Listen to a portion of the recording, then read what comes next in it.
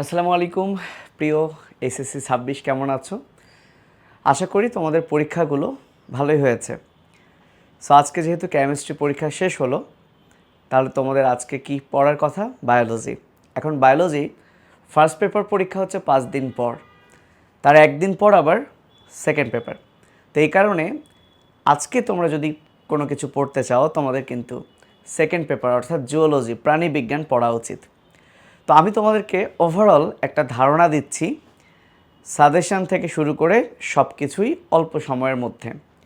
আমি আজ থেকে কয়েক মাস আগে একটা সাজেশান দিয়েছিলাম, বায়োলজি সিকিউ সাজেশান এসএসসি 26। এই সাজেশানের পিডিএফটাও কিন্তু আমি এখানে দিয়ে দিয়েছি। তোমরা যদি এই পিডিএফ লিঙ্কে ক্লিক করো তাহলে তুমি এটা পেয়ে যাবা।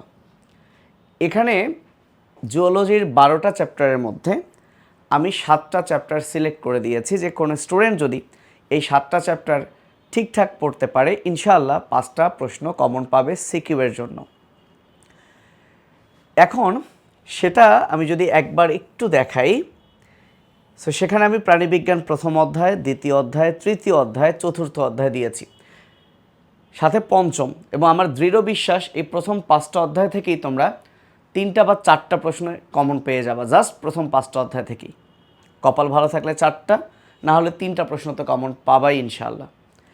এখন এরপরে সপ্তম দিয়েছি আর 11 দিয়েছি, এই 7টা। এখন কোনো স্টুডেন্ট যদি 11 নাম্বার চ্যাপ্টারটা হচ্ছে এমন একটা চ্যাপ্টার যেখান থেকে প্রশ্ন আসবেই আসবে। এখন কেউ যদি এটা বাদ দিতে চাও, এই একটা চ্যাপ্টার পড়লে যেমন নিশ্চিত, তো এইটা বাদ দিয়ে এরকম আর কোনো চ্যাপ্টার নাই যে যেটা পড়লেই তুমি নিশ্চিত কমন পাবা। সেক্ষেত্রে তোমাকে 2টা চ্যাপ্টার পড়তে হতে পারে। তুমি যদি কখনো 11 বাদ দাও তাহলে 8 কিংবা 10 পড়তে পারো। 9 ইম্পর্টেন্ট, আসলে প্রশ্ন তো আসবে 7টা, ইম্পর্টেন্ট কিন্তু যে কোনো চ্যাপ্টারই হইতে পারে।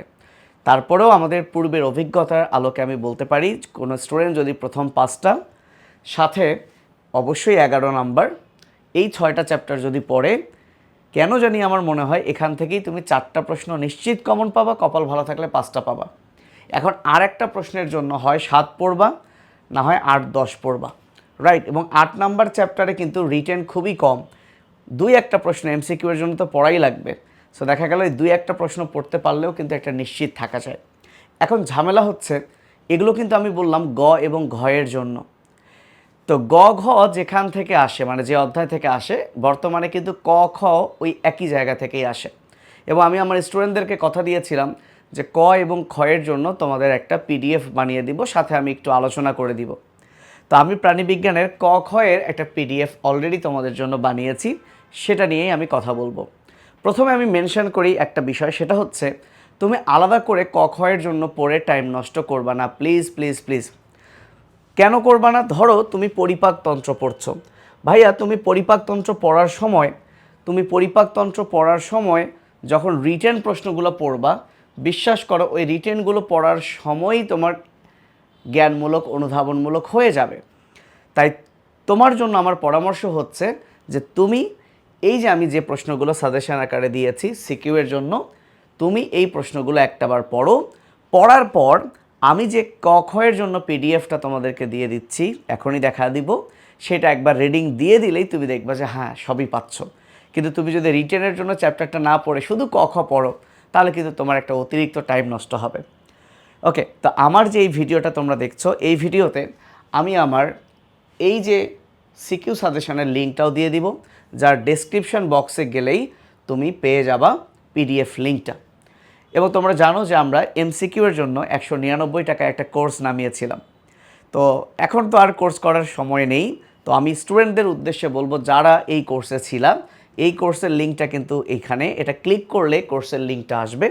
সো 26 ব্যাচের, সো আলহামদুলিল্লাহ প্রায় 6157 জন পর্যন্ত এই কোর্সটা কিনেছে। তো তাদের প্রতি আমার রিকোয়েস্ট থাকবে এটাই, যে তোমরা এমসিকিউ এর জন্য নির্দিষ্ট কোনো অধ্যায় পড়বা না, প্লিজ। আমি যা পড়িয়েছি 12টা চ্যাপ্টারের যা পড়িয়েছি তুমি সবই পড়ে যাবা।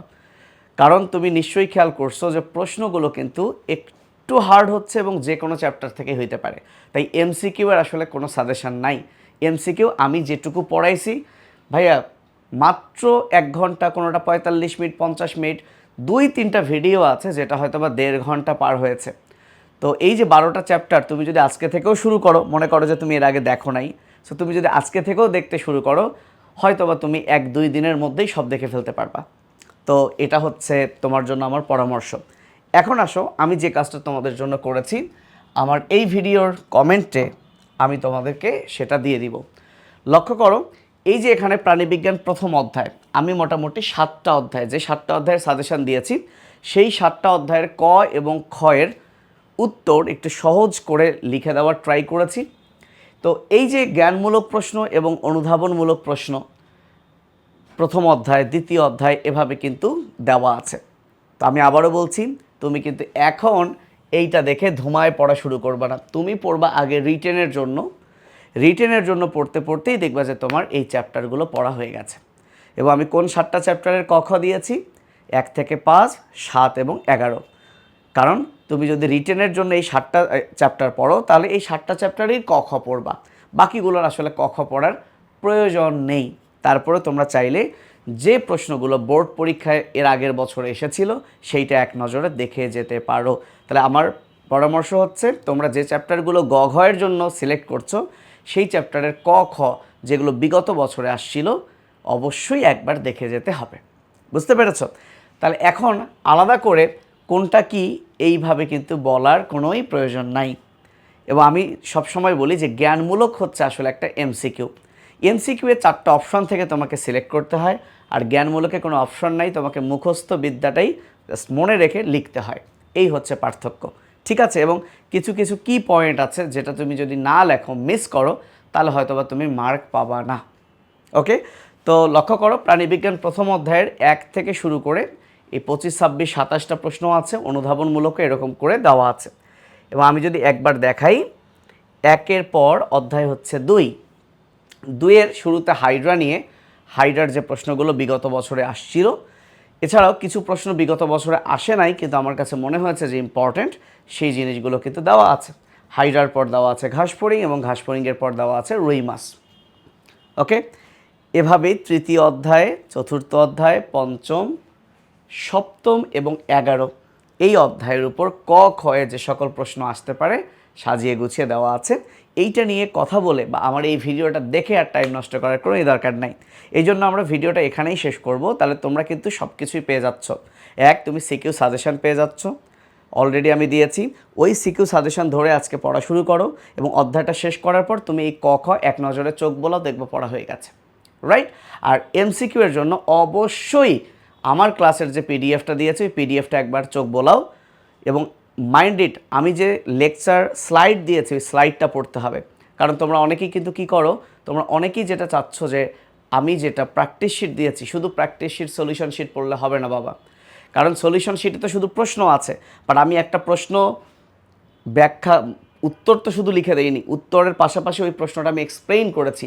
ওই এক্সপ্লানেশনটা সহ যদি তুমি পড়তে পারো, আমার বিশ্বাস যে বায়োলজিতে 25-এর মধ্যে তুমি অবশ্যই 23, 4, 5, 23, 24, 25 মার্ক কিন্তু তুমি অ্যাকোয়ার করতে পারবা।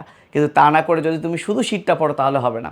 আমার ক্লাসের যে স্লাইড, অর্থাৎ ওই ক্লাস স্লাইডে প্রশ্নের পাশে আমি যা লিখে দিয়েছি সেগুলো সহ পড়লেই তুমি ভালো করবা। তো আশা করি তোমাদের বায়োলজি পরীক্ষাও ভালো হবে, এবং আমি শীঘ্রই বলতে 1-2 দিনের মধ্যে বোটানির ক খও দিয়ে দিব। তোমরা প্রথম 2 দিন অবশ্যই জিওলজি পড়বা, আর এর পরের 3 দিন বোটানি পড়বা। সো ইনশাল্লাহ তোমাদের পরীক্ষা ভালো হবে। এবং এই বায়োলজি পরীক্ষার মধ্যে তোমাদের যে কোনো প্রবলেম যদি থাকে, আমাদের Facebook page Fahad academy for বায়োলজিতে তোমরা অবশ্যই মেসেজ করবা। আমি চেষ্টা করব, আমি অ্যাক্টিভ থাকবো এই 5-6 দিন তোমাদেরকে যে কোনো পরামর্শ দিয়ে হেল্প করার জন্য। তো সবাই ভালো থেকো, আল্লাহ হাফিজ, আসসালামু আলাইকুম।